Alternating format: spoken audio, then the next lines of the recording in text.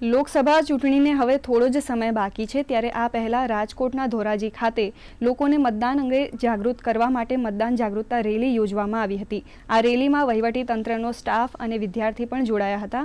ખાસ કરીને 18 થી 25 વર્ષના નવા મતદારોને મતદાન કરવા જાગૃત કરવામાં આવ્યા હતા।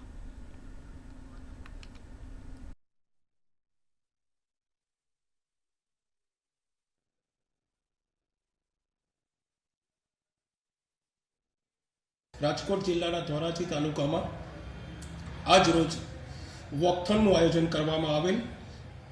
ભગવતસિંહજી હાઈસ્કૂલથી મહેસૂલ સેવા સદન સુધી આ વોકથોનનું આયોજન કરવામાં આવેલ, જેમાં વહીવટી તંત્રની જુદી જુદી ધોરાજીની કચેરીનો સ્ટાફ, શાળા કોલેજના બાળકોએ ઉત્સાહપૂર્વક ભાગ લીધો।